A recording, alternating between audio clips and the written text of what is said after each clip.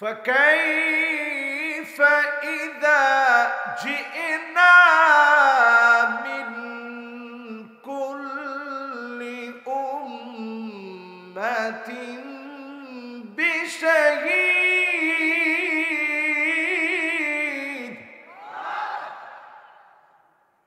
وجئنا بك على هؤلاء شهيدا কার কথা? সবাই একটু মোহাব্বত নিয়ে আওয়াজ করে বলেন তো কার কথা? এই পুরা মাহফিলের ভিতরে কেউ কি বলতে পারবেন এটা কোন সূরা? এটা কোন সূরার আয়াত কেউ বলতে পারবেন? মাশাআল্লাহ, কে বলছেন? হাতটা উঠান তো দেখি। সুবহানাল্লাহ, পাক্কা হাফেজ আপনি, মাশাআল্লাহ, কত সুন্দর বলছে। সবাই দোয়া করেন, বলেন মাশাআল্লাহ, বলেন তাবারাকাল্লাহ। আপনারা মনে করেন হুজুররা বুঝে কি? দেখছেন, গোটা কোরআন থেকে একটা আয়াতের আমি টাচ দিয়েছি, সাথে সাথে বলে ফেলছি কোন সূরা থেকে? সূরা নিসা 41 নং আয়াতে কারিমা। এমন একটি আয়াত সূরা নিসা, যে আয়াত শুনে নবীজি কান্না শুরু করলেন।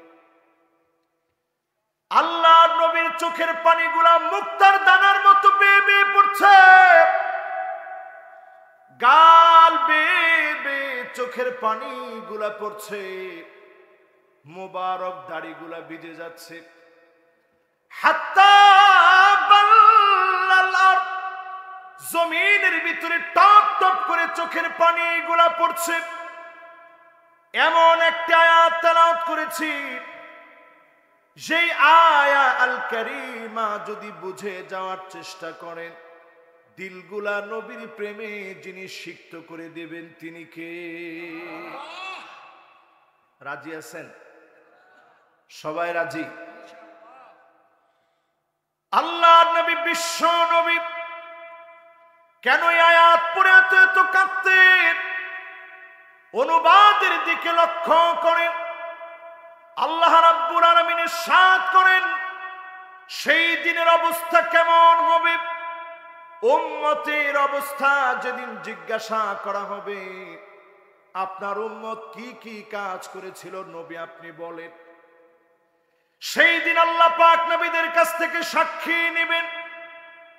আল্লাহ রাব্বুল আলামিন নবীকে বললেন, নবী আপনার কাছ থেকে সাক্ষী নেওয়া হবে। আল্লাহর নবীর কাছ থেকে সেদিন যদি সাক্ষী নেওয়া হয়, নবী তো উম্মতের অবস্থা হাদিসের ভিতরে কেমন হবে বলে গিয়েছে। এই জন্য নবী বারবার কেঁদেছেন আর চিন্তা করেছেন, উম্মত গুলাকে তো একা একা রেখে চলে যাব।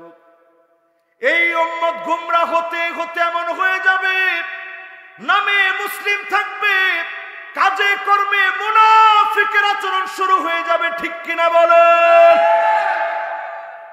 এখন শুরু কি হয়েছে না হয় নাই? নামে মুসলিম থাকবে, ইহুদিরা তাদেরকে মারবে, পদে পদে শিবরণ বিশিবিরিন বিগতে বিগতে ইহুদিদেরকে অনুসরণ করবে। আজ মুসলমান তাকায় দেখেন মুসলমানের দিকে, বিগত বিগত ইহুদিদেরকে অনুসরণ করি, খ্রিস্টানদেরকে মেনে চলি, হিন্দুদেরকে মেনে চলি, নিজেকে মুনাফিক বানায় নিয়েছি, নবীজির উম্মত থেকে অনেক অনেক অনেক দূরে চলে গেছি। ঠিক কিনা বলে? এবার আসুন আমার ভাইয়ের, আল্লাহর নবী কাঁদলেন কাদের জন্য? এক নাম্বার কান্না যদি হাদিস থেকে খুঁজি, আল্লাহর নবী কাঁদলেন কাদের জন্য? এক নাম্বার কান্না যদি হাদিস থেকে খুঁজেন, ইবনে মাসউদ রাদিয়াল্লাহু তাআলা আনহুকে নবীজি ডেকে বললেন, ইবনে মাসউদ রে, আমার সামনে একটু তেলাওয়াত করো। চিন্তা করেন, স্বাভাবিক একজন বড় আলেমের সামনে যদি একজন ছোট হাফেজ সাহেবকে বলা হয় একটু পড়ো তো দেখি, বাচ্চা মানুষ যদি বলে একটু পড়ো তো দেখি, তার হাত পা কাঁপা শুরু হয়ে যায়। তো রসুলের সামনে ইবনে মাসউদ রাদিয়াল্লাহু তাআলা আনহু তেলাওয়াত করবে, ওনার ভয় লাগতেছে।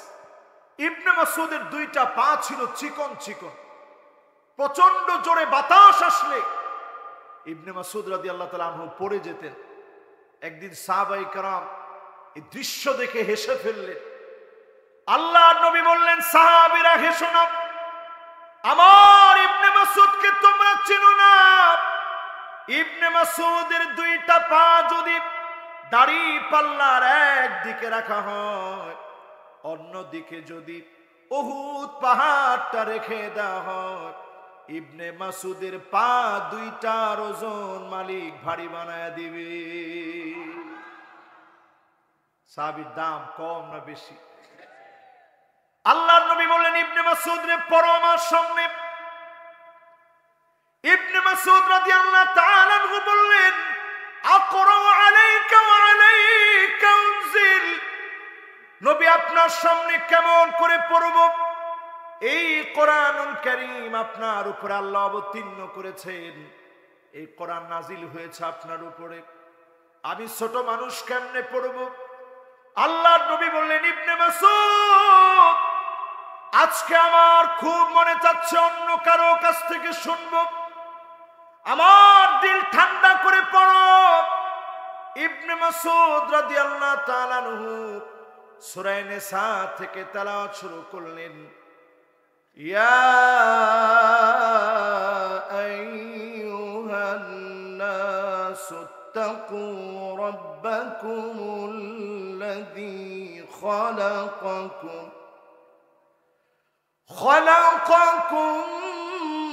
মিন নাফসিন ওয়াহিদাহ ওয়া খালাকা মিনহা যাওজাহা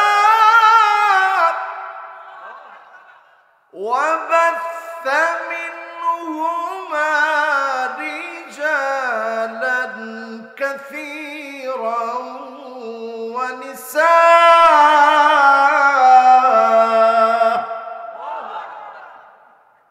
واتقوا الله الذي تساءلون به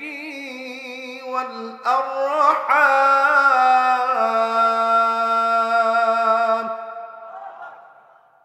এই পর্যন্ত তেলাওয়াত করতে করতে এক আয়াত, দুই আয়াত, তিন আয়াত, চার আয়াত তেলাওয়াত করতে করতে করতে করতে 41 আয়াতে চলে গেছে। জোরে কোন আল্লাহু আকবার। যখন ইবনে মাসউদ রাদিয়াল্লাহু তাআলা আনহু 41 আয়াতে চলে গেলেন, ফাকাইফা ইযা জি'না মিন কুল্লি উম্মাতিন বিশাহীদ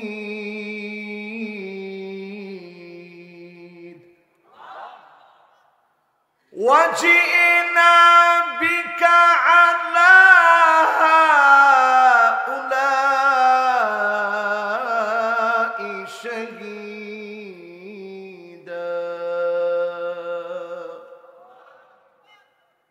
ইবনে মাসউদ রাদিয়াল্লাহু তাআলা আনহু বলেন, আমি তাকায় দেখলাম নবীজির মুবারক চোখগুলো দিয়ে মুক্তার দানার মতো পানিগুলো ঝরছে, গাল মুবারক ভিজে যাচ্ছে, দাড়ি মুবারক দিয়ে টপ টপ করে পানিগুলা পড়ছে।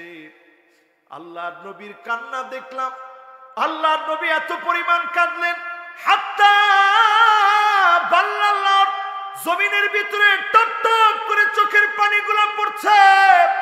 আল্লাহর নবী কেন এত কাঁদলেন? এই জন্য নবী কাঁদলেন কারণ উম্মতের ব্যাপারে নবী আল্লাহর কাছে কেমন করে বলবে? যেই উম্মতের জন্য নবীর এত মায়া, সেই উম্মতের ব্যাপারে কেমন করে নালিশ দেবে? আল্লাহর নবী বারবার উম্মতের মায়া কেঁদেছে। যদি প্রশ্ন করি, এক নম্বরে নবী কাঁদলেন কাদের জন্যে? সবাই বুঝেন নাই মনে হয়। কাদের জন্যে? আর একটু হিম্মত নিয়ে বলেন তো কাদের জন্য? একটু বুকে হাত দিয়া বলেন আমাদের জন্য। কাদের জন্য? এক নাম্বার নবী কাঁদলেন কাদের জন্য? সবাই বলি কাদের জন্য? এইবার বলেন আমার জন্য। কার জন্য? এবার একটু হিসাব মিলান। আল্লাহর নবী আমার আপনার জন্য কাঁদলেন। দুই নম্বরে নবীর কান্না দেখেন। আম্মা জান আয়েশা সিদ্দিকা রাদিয়াল্লাহু তাআলা আনহা বলেন, আল্লাহর নবী ছোট্ট একটা ঘরের ভিতরে যখন নামাজ শুরু করতেন, কোরআনুল কারীম তেলাওয়াত করতেন, এমন ভাবে কাঁদতেন, কাঁদতে কাঁদতে কাঁদতে কাঁদতে উম্মতের জন্য। আল্লাহর নবী যখন সালাম ফিরাতেন, আল্লাহ জিবরিলকে পাঠায় বলতেন, জিবরিল বলো আমার হাবিব কেন কান্দে। আল্লাহর নবী কেন কান্দেন মালিক তো ঠিকই জানেন, তারপরেও শুনতে চাইতেন। নবী বারবার বলতেন আমার উম্মতের জন্য কাঁদি, উম্মত গুলার জন্য কাঁদি, উম্মতের না জানি কি হাল হবে, উম্মতের না জানি কি অবস্থা হবে। ও উম্মতেরা, যদি আজকের এই মাহফিলে প্রশ্ন করি, দ্বিতীয়বার নবী কাঁদলেন কাদের জন্য? আসতে বলেন কাদের জন্য? মহব্বত নিয়ে বলেন তো কাদের? আপনার জন্য নবী কাঁদলেন, তেলাওয়াত করে কাঁদলেন, নামাজের ভিতরে কাঁদলেন। তিন নম্বরে যদি হাদিসের দিকে তাকাই, নবী কাঁদলেন কোন সময়ে? কথা বুঝতেছেন তো আমার? জি। আমি আজকে এই মাহফিল থেকে একটু বুঝাই দিব নবী কাঁদলেন আর আমি করতেছি কি, একটু আপনাদেরকে বুঝাই দিব। শুনতে রাজি আছেন তো ইনশাআল্লাহ? আমি কিন্তু একটু পরে পরে আবার পড়াশোনা নিব, কারণ নাইলে আপনারা ঘুমায় যাবেন। যুবকরা তোমরা বলো তো, এক নম্বরে নবী কেঁদেছেন কাদের জন্য? দুই নম্বরে কাঁদছে কাদের জন্য? আহারে উম্মত, জীবনে কোনদিন নবী আমাকে দেখে না। সাহাবীদের সামনে নবীজি বলতেছে, ওয়াদিত্ত লাউ রাআইনা ইখওয়ানানা। আমার মনটা বড় চায়, আমার মনটা বড় চায় আমার ভাইগুলাকে যদি এক নজর দেখতে পেতাম। ভাই বলে নবী যখনই দেখার জন্য আশা করেছে, সাহাবায়ে কেরাম তো এমন, আল্লাহ নবীর জন্য তীরের পরে তীর খেয়েছে, নবীকে ফেলে যায় নাই, রক্ত দিয়েছে, নবীকে ভুলে যায় নাই, জীবন দিয়ে দিয়েছে, নবীকে ভুলে যায় নাই। সেই সাহাবীদের সামনে নবীজি যখনই বললেন, সাহাবায়ে কেরাম বুক ভরা আশা নিয়ে বললেন, নবী আলাসনা ইখওয়ানুক, আমরা কি আপনার ভাই না? আল্লাহর নবী বললেন, না না, তোমরা আমার ভাই না, বাল আনতুম আসহাবি, তোমরা তো আমার সাহাবী। আমার ভাই হবে তারা মান আমানা বি ওয়া লাম ইয়ারানি।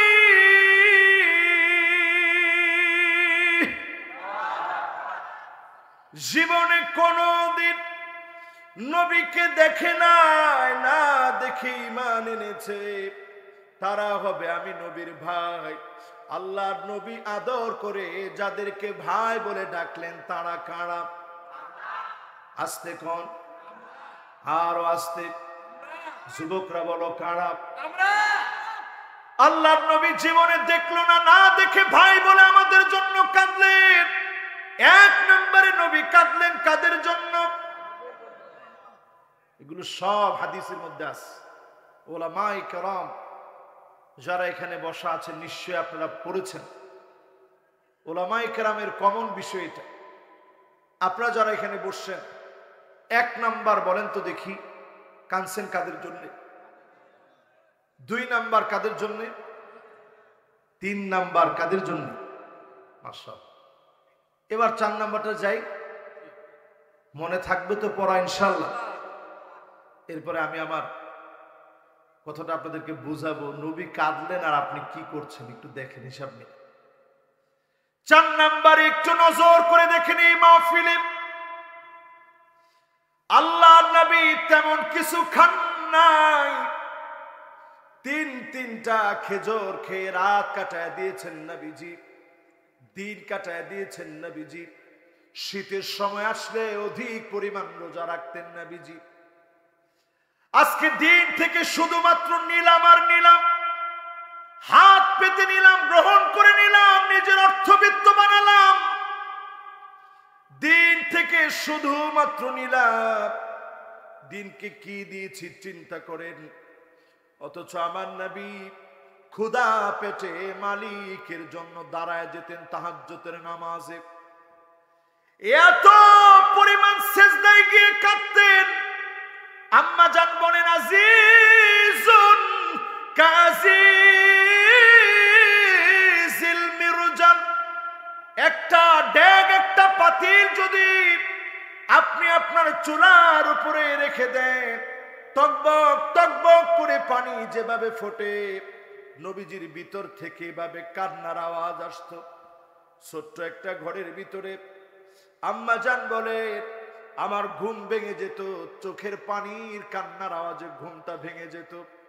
আমি আমার কানটাকে রাহমাতুল লিল আলামিনের জবানের সামনে নিয়ে যেতাম, আমি শুনতাম নবীজি অন্য কিছু বলে কান্দে না, একবারের জন্য বলেন আল্লাহ কেন আপনি উপাস রাখলেন, কেন খাওয়াইলেন না, কেন ভালো একটা ঘর দেন নাই, কেন সুন্দর একটা বাহন দেন নাই।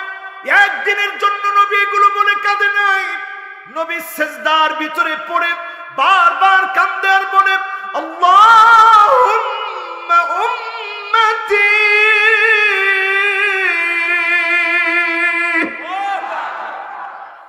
ও আমার আল্লাহ আমার উম্মত বলে নবীজি রাত গভীরে কাঁদলেন। এখনকার যেই সময়, এই সময় ছিল নবীর কান্নার সময়, রাত গভীরের এই সময় ছিল নবীর কান্নার সময়। সিজদার ভিতরে কান্না মাখা কণ্ঠে নবী উম্মতি উম্মতি বলে কেঁদেছে। একবার যদি আপনাদেরকে প্রশ্ন করি, এই উম্মত উম্মত বলে নবী কোন উম্মতের জন্য কেঁদেছে? কথা বলে আমাদের জন্য কাঁদ, আহারে কান্না। হাদিস থেকে যদি 5ম নাম্বার আপনাদেরকে বলি, কষ্ট হচ্ছে আপনাদের? সবাই বুঝতেছেন কথা? একবারে স্পষ্ট বুঝতেছেন তো? 1 নাম্বার কাঁদলেন কাদের জন্য ভাই? আমরা গুনাহগার, আমরা নাফরমান, আমরা নালায়েক, আমরা বেনামাজি, শুকর গুজারি বুঝি না। এরপরও আমার আপনার জন্য নবীজি এত কাঁদলেন। প্রথম কান্না আমাদের জন্য, দ্বিতীয় কান্না, তৃতীয় কান্না, চতুর্থ কান্না, 5ম কান্না। বলছি 5মটা? কয়টা বলছি? এবার 5ম কান্নাটা শুনেন নবী কেন কাঁদছে। আল্লাহ নবীর 5ম কান্না হাদিস থেকে পাওয়া যায়, শুনবেন ইনশাআল্লাহ। ইনশাআল্লাহ 5ম কান্নাটা শুনেন। উহুদের প্রান্ত, সবাই নাম শুনছেন? সেখানে সাইয়্যিদুশ শুহাদা ঘুমিয়ে আছে। কি নাম? শহীদদের যিনি সর্দার, কি নাম? মাশাআল্লাহ, যুবকরা মুখস্থ বলে ফেলছে। সবাই বলেন তো কি নাম? আমির হামজা। এই জমিনে দিন কায়েমের জন্য শুধু জীবনটা দেয় নাই, চোখ উঠায় ফেলছে, নাকটা কেটে নিছে, কান কেটে নিছে, বুকটা চিরে কলিজা বের করে ফেলছে। আল্লাহ নবী ইন্তেকালের মাত্র 10 দিন বাকি, নবীজি চলে গেলেন উহুদের প্রান্তে। সেই প্রান্তে গিয়ে আল্লাহ নবী সাহাবায়ে কেরামের মধ্যে যারা শহীদ হয়ে গেছে, উহুদের প্রান্তে দিন বিজয়ের জন্য যারা শহীদ হয়েছে, কাফেরদের বিরুদ্ধে প্রাণান্তকর লড়াই করেছে, সেই শহীদদের শানে আল্লাহ নবী সালাম দিলেন, আসসালামু আলাইকুম দার কওমিন মুমিনিন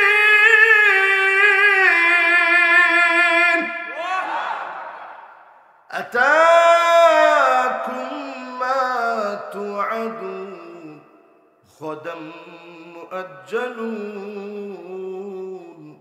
ওয়া ইন্না ইনশাআল্লাহু বিকুম লাহিকুন। আল্লাহর নবী ডাক দিয়ে বললেন, ও শহীদেরা, যারা শহীদ হয়েছে উহুদের প্রান্তে, অচিরেই আল্লাহর ওয়াদা যেভাবে তোমরা পেয়েছো পাই টু পাই শহীদদেরকে আল্লাহ ভুলে যান না, শহীদদেরকে আল্লাহ মর্যাদাবান করেন। আল্লাহর নবী বললেন, শহীদেরা রে, আর বেশি দিন আমি নবী দুনিয়াতে নাই, তোমাদের সঙ্গে মিলিত হয়ে যাব, সাক্ষাৎ হয়ে যাবে। আল্লাহর নবী শহীদদেরকে ডাক দিয়ে শহীদদের শান্তি কামনা করলেন। এই মাহফিল থেকে পরিষ্কার বলতে চাই, এই জমিনেও যারা দিন কায়েমের জন্য শহীদ হয়েছে, প্রত্যেকটা রক্তের ফোঁটার উপরে দাঁড়ায় কালেমার ঝান্ডা একদিন প্রতিষ্ঠিত হয়ে যাবে, ঠিক কিনা বলেন? আপনারা কি রাজি আছেন ইনশাআল্লাহ? এমন একটা সময় আসবে, মুসলমান লিখে রাখেন, ইল্লা আদরাকাহুল্লাহু কালিমাতাল ইসলাম, রন্ধ্রে রন্ধ্রে ঘরে ঘরে কালেমার পতাকা উড়বেই উড়বে, কোন জালেম আটকা দিতে পারবে না, পারবে না, পারবে না।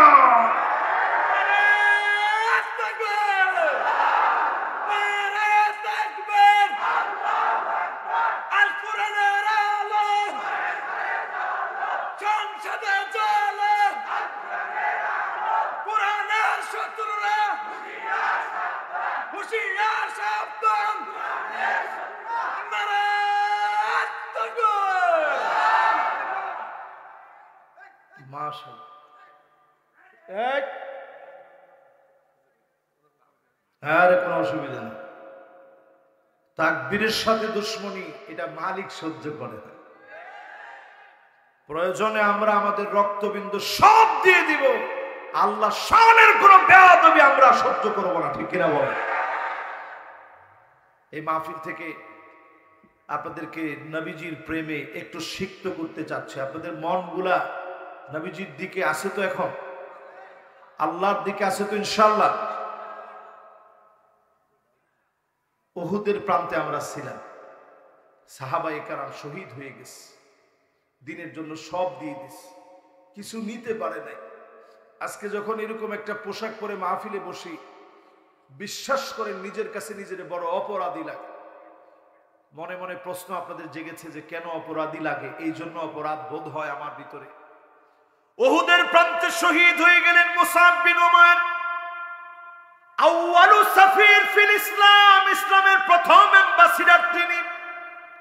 আজ অ্যাম্বাসিডারদের কি সুন্দর বাসা বাড়ি, ঘর বাড়ি, কি সুন্দর থাকার জায়গা দেওয়া হয়, রাষ্ট্রদূতদের কি সুন্দর ব্যবস্থাপনা থাকে। আউয়ালু সাফির, যাকে উপাধি দেওয়া হলো প্রথম রাষ্ট্রদূত আল্লাহর নবীর, সেই মুসাব বিন উমাইর উহুদের প্রান্তে শহীদ হয়ে গেলেন। আল্লাহর নবী বললেন, এক টুকরা কাপড় নিয়ে আসো। যেই মুসাব ইসলাম গ্রহণের আগে দামি দামি পোশাক পরতেন, পারফিউম ব্যবহার করতেন, আতর ব্যবহার করতেন, এত সুগন্ধি ছড়াতো, সবাই বুঝতো মুসাবের রাস্তা দিয়ে গিয়েছে। ইসলাম গ্রহণ করার পরে সব শেষ। আল্লাহর নবী বললেন, এক টুকরা কাপড় নিয়ে আসো। এক টুকরা কাপড় এনেছে, মাথা ডাকলে পা বের হয়ে যায়, পা ডাকলে মাথা বের হয়ে যায়। নবীজি বললেন, আমার মুসাবের মাথাটাকে ঢেকে দাও, পাটাকে খির নামক গাছ দিয়ে ঢেকে দাও। এই মাহফিলে যারা বসলেন, প্রতিনিয়ত মালিক আমাদেরকে এত এত রিজিক খাওয়াচ্ছেন, এত সুন্দর পোশাক পরার তৌফিক দিয়েছেন। একদিনের হিসাব যদি মালিক চায়, হিসাব দিয়ে এক কদম সামনে আমরা যেতে পারবো না, ঠিক কিনা বলে? আমার ভাই ও আমার প্রাণপ্রিয় হাদুলের ভাইরা, একটু চিন্তা করেন, আল্লাহ কি দেন নাই? সব দিস। আপনার কাছে আল্লাহ কিচ্ছু চান নাই। এই জমিনে দিন কায়েম হবে এটা চেয়েছেন, কিন্তু আপনি এখনো পর্যন্ত এটা বুঝেনি নাই, ঠিক কিনা বলেন? নবীর এরকম উম্মত হইলে নবী আপনার জন্য কাঁদছে।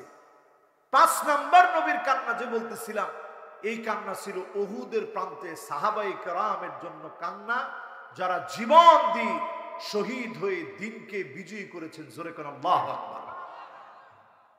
তাহলে 1 নাম্বার কান্না কাদের জন্য? 2 নাম্বার, 3 নাম্বার, 4 নাম্বার, 5 নাম্বার শহীদদের জন্য। আল্লাহু আকবার। এবার কয় নাম্বার ভাই? 6 নাম্বার। লিল্লাহে তাকবীর। আপনাদের জন্য মহিষ জবাই করা হয়েছে তো না? কয়টা? সুবহানাল্লাহ। এই মহিষের গোশত ইনশাআল্লাহ খেয়ে যাবেন তাবারক আকার। হ্যাঁ, দেখেন নাই? ও অলরেডি খেয়ে খাইছেন, তাহলে আরেকবার খায়া যায় খিচুড়ির সাথে। এটার আরবিতে নাম কি? আচ্ছা, আপনার খিচুড়ি তাবারক হলো কোন সময়? ওই যারা হুজুরদের দোষ ধরার চিন্তা করে তারা কিন্তু এই দোষটাও ধরে, যে হুজুর এই খিচুড়ি তাবারক হলো কেমনে? কিছু লুকিয়ে এরকম থাকে যারা হুজুরদের দোষ ধরার জন্য পটু। এরকম আছে না নাই? নাসিরউদ্দিন হুজ্জার নাম শুনছেন আপনারা? পাবনাবাসী শোনেন নাই? এবার একটা ছোট্ট উদাহরণ দিই। আলেমরা কিছু কইলেই অনেকের কাছে খারাপ লাগে, এই হুজুররা এত কথা বলবে কেন? ও সুলকুনি না? এইরকম নাসিরউদ্দিন হুজ্জার একটা ঘটনা আপনাদেরকে অনুপ্রাণিত করুন। নাসিরউদ্দিন হুজ্জা উজবেকিস্তানে, ওনার বাড়ির সামনে আমি গেছি গত 2 বছর আগে। তো সেইখানে গিয়ে বেচারার কথা খুব মনে পড়ছে যে এইরকম একজন মেধাবী মানুষ ছিল। বাদশাহ ওনার কথার উপরে আর জ্ঞানের উপরে খুশি হয়ে 500 দিরহাম ওনারে হাদিয়া দিস। আরে কথা কয় না? এখন মন্ত্রী বলতেছে, এই মোল্লারে 500 টাকা দিলেন, 500 দিরহাম করলেন কি জাহাপনা? কইছে এই মোল্লার জ্ঞান অনেক ভালো, খুব জ্ঞান রাখে, এই জন্য দিছি। একটু ডেকে আনেন তো দেখি কেমন জ্ঞান রাখে, একটু পরীক্ষা করে দেখি। এখন মন্ত্রী ডেকে আনছে নাসিরউদ্দিন হুজ্জাকে। আটকাবে কেমনে? হুজুরদেরকে আটকানোর প্রশ্নের তো শেষ নেই। তো নাসিরউদ্দিন হুজ্জারে সুন্দর করে প্রশ্ন করছে, আপনি নাকি অনেক জ্ঞানী, জাহাপনা আপনাকে 500 দিরহাম দিয়েছে, আপনি যদি জ্ঞানীই থাকেন তাহলে বলেন তো দেখি, 1 নাম্বার প্রশ্ন, এই হাতের তালুর মধ্যে লোম নাই কেন? বাদশার হাতের তালুর লোম গেছে কোথায়? তো তার চিন্তাই ছিল যে হুজুররে কোনোভাবে একটু গায়েল করে। নাসিরউদ্দিন হুজ্জা তিনি সুন্দর করে, একটু ভয় পায় না, তিনি বললেন, জাহাপনা আপনার হাতের লোম গেছে কোথায় জানেন? লোম তো এইভাবে গিয়েছে, শুধু 2 হাতে আপনি যে মানুষের দান করেন আর দান করেন, এই জন্য হাতের সব লোম চলে গেছে।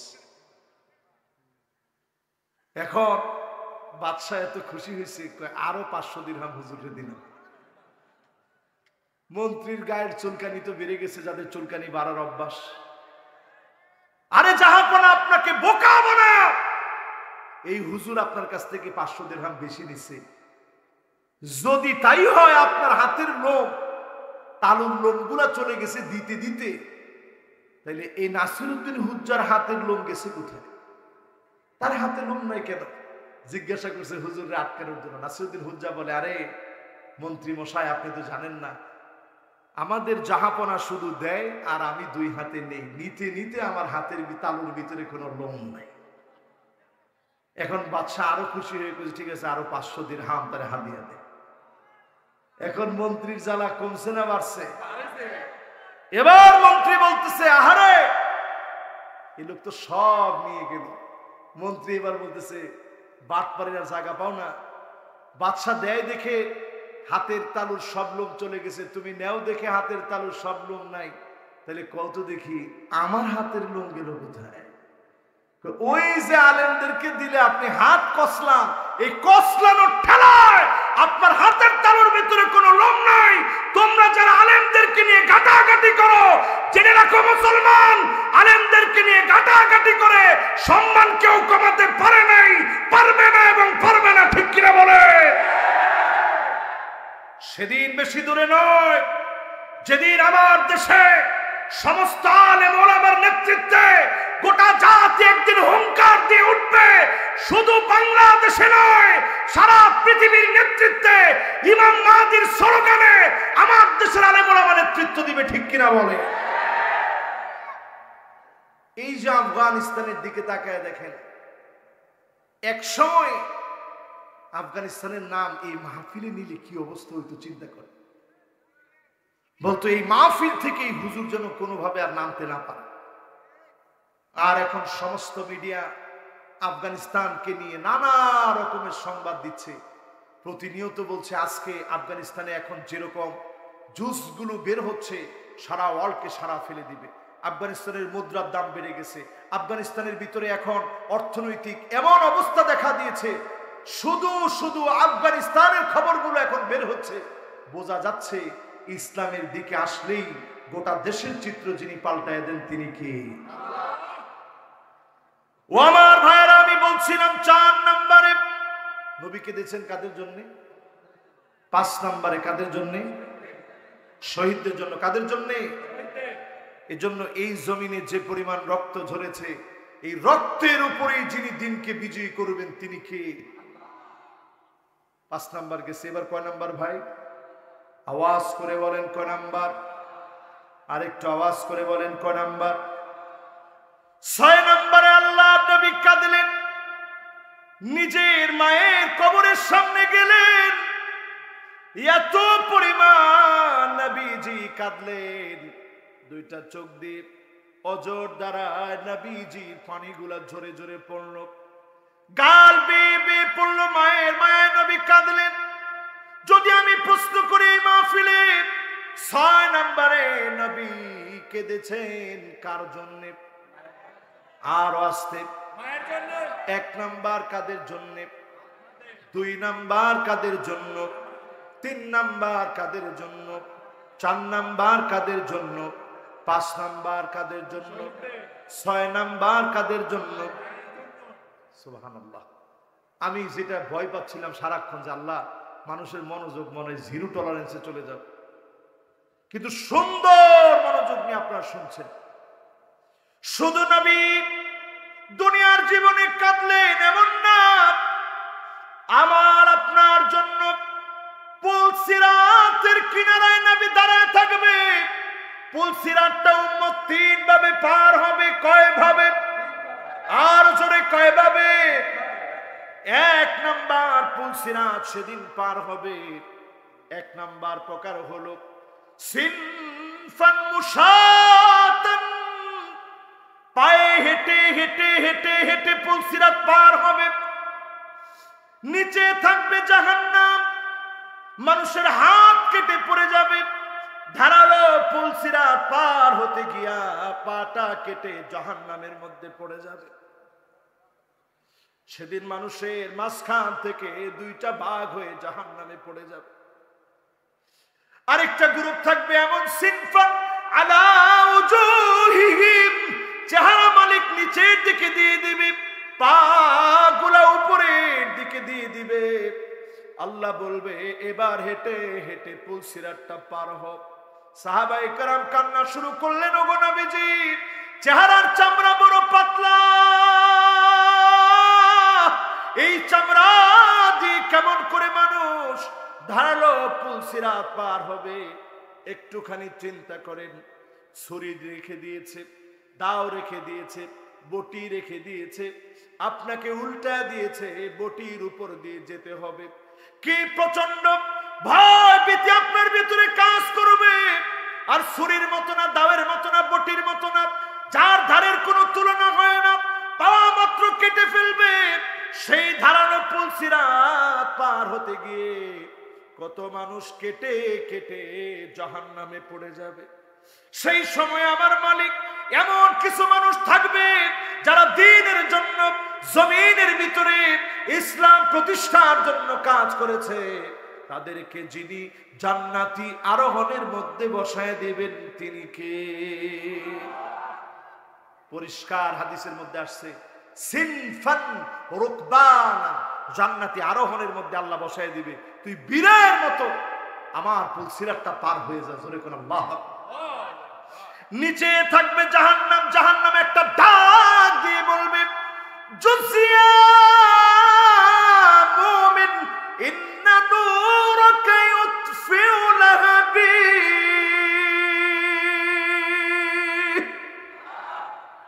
ও মুমিন, দ্রুত পার হয়ে যাও, তোমার আলো জাহান্নামের আগুন নিভিয়ে দিচ্ছে। মুমিনের এমন আলো চেহারার ভিতরে জ্বলবে, জাহান্নামের আগুন গুলা নিভে যাবে। আপনি যদি উম্মতের মতো উম্মত হতে পারেন, চোখের পলকে যিনি পুলসিরাত পার করায় দিবেন তিনি কে? আর কিনারায় দাঁড়ায় থাকবে আমার নবী, বারবার পেরেশান হয়ে বলবে, ইয়া রাব্বি সাল্লিম, ইয়া রাব্বি সাল্লিম। ও আমার আল্লাহ, দয়া করে মায়া করে উম্মতকে মাফ করে দেন।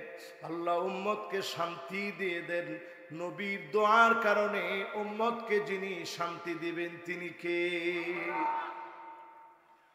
এবারে মাহফিল থেকে বলি, আপনি উম্মত হতে পারছেন কিনা একটু মিলায়া দেখেন তো। না কইছে আগে, নবীর উম্মত হতে পারছেন?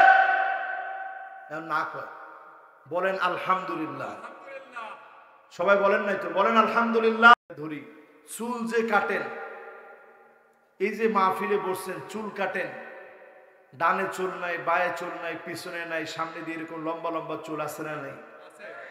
হাতের মধ্যে বালা, গলার ভিতরে মালা, কানের ভিতরে দুল, বাকি আছে শুধু নাকের ফুল। আর কথা কয় না। আপনার মেয়েকে আপনি পোশাক পরিয়েছেন, জিন্সের প্যান্ট, জিন্সের প্যান্টের সাথে একটা শার্ট ধরাই দিয়েছেন। আসতে করেন না, আওয়াজ করে বলেন।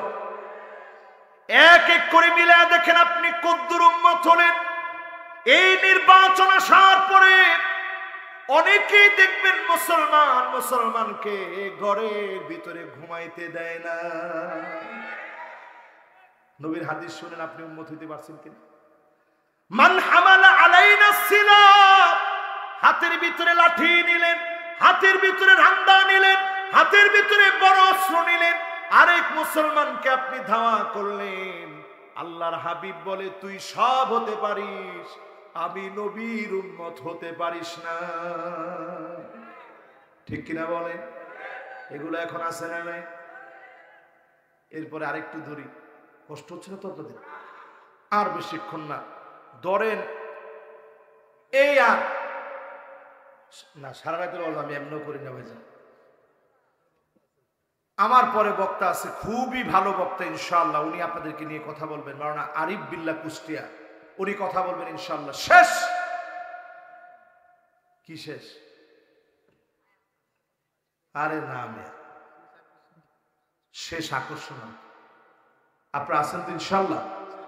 লিল্লাহি তাকবীর। এবার আমার দিকে তাকান। যারা মুসলমান হয়ে মুসলমানের বিরুদ্ধে অস্ত্র ধরে, বাংলাদেশে এরকম লোক তো একেবারেই নাই। কি বলেন? একটুখানি পচা বিস্কুট আর একটুখানি চা খাওয়ার পরে আপনাদের স্লোগান পাল্টায় যায়। শিখলেন কোত্থেকে? কোত্থেকে পাইছেন এগুলো? এরপরে আল্লাহর হাবিব বলেন, লাইসা মিন্না মান লাম ইয়ারিফ লিআলিমিনা হাক্কাহু। যেই লোকটা আলেমদের দাম বুঝে না, আলেমদের হক বুঝে না, আলেম জেলখানায় থাকে, সে সব হতে পারে, নবীর উম্মত হতে পারে না।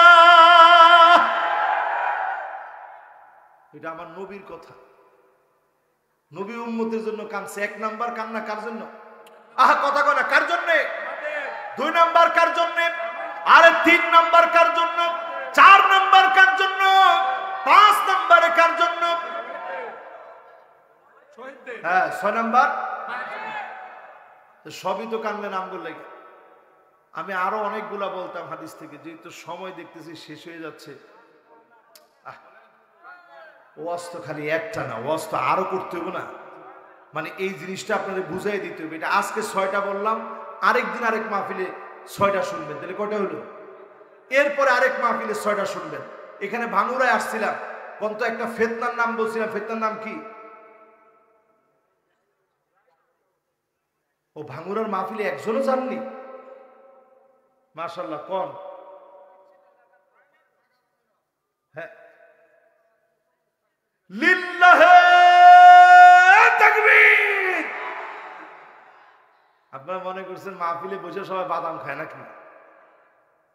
দেখছেন বলছে হুজুর এমন একটা ফিতনা আসবে, এটা বলছিলাম ভাঙুরায়। তো ভাঙুরায় কি খালি আপনি একাই ছিলেন? এ আর কে কে ছিলেন একটু হাত তুলেন তো দেখি। যুবক দুইজন রে, খুব ভালো লাগছে মাশাআল্লাহ। উনিও আস। আমি বলছিলাম এমন একটা ফিতনা আসবে, নাম হবে আহলাস। এমন ফিতনা আসবে, রাসূল বলছে হারাব, ওই ফিতনা এমন ভয়াবহ হবে, বাঘের চাইতে ভয়াবহ, সিংহের চাইতে ভয়াবহ, হিংস্র জানোয়ারের চাইতে ভয়াবহ। মানুষ মানুষের ভয়ে ঘরে থাকতে পারবে না, দোকানপাটে বসতে পারবে না, রাস্তায় হাঁটতে পারবে না। পুরো ওই ফিতনা এখন চলে আসছে, ঠিক কিনা বলে? রাতের বেলায় ঘরে থাকতে পারবে না, যে পাশের লোক বলছে, আমি বলি নাই কিন্তু। তার মানে পুরাপুরি কিন্তু এই ফিতনা চলে আসছে। কি বলেন? আপনারা ভয় পেতেছেন? ভয় পেন না, আছেন আমার সাথে ইনশাআল্লাহ। আল্লাহ আমাদের সাথে আছেন। কে আছেন? সবচেয়ে জোরে বলেন, কে আছেন? আল্লাহর নামটা আরো মহব্বত নিয়ে বলেন আল্লাহ। জোরে বলেন আল্লাহু আকবার। এবার বলি, যারা আলেমদেরকে দুঃখ কষ্ট দেয়, নবী আলাইহিস সালাম বলতেছে তারা আমার উম্মত না, তাদের জন্য নবী কাঁদতেন। এরপরের হাদিস শুনেন আমার ভাইয়েরা, মাল্লাম ইয়াখুশ শারিবাহু ফালাইসা মিন্না। বড় বড় মোস রাখলেন, পণ্ডিতের মতো ভাব ধরলেন, ঠোঁট খুঁজে পাওয়া যায় না, লাইট দিয়া খুঁজেও ঠোঁট পাওয়া যায় না। বুদ্ধিজীবী সাজার চেষ্টা করলেন, আলেমদের উপরে আঙ্গুল তুলে আলেমদেরকে গালি দিয়ে কথা বললেন। বড় বড় মোসওয়ালা যত পণ্ডিত আছে, নবী বলেন এরাও আমি নবীর উম্মত হতে পারে না। এরকম আসেনি? এবার আরেকটু কমু। এরপর আল্লাহর নবী বলেন লাইসা মিন্না, সে আমার দলভুক্ত হতে পারে না। মাল্লাম ইয়ারহাম সগীরানা ওয়া লাম ইউক্কির কাবীরানা।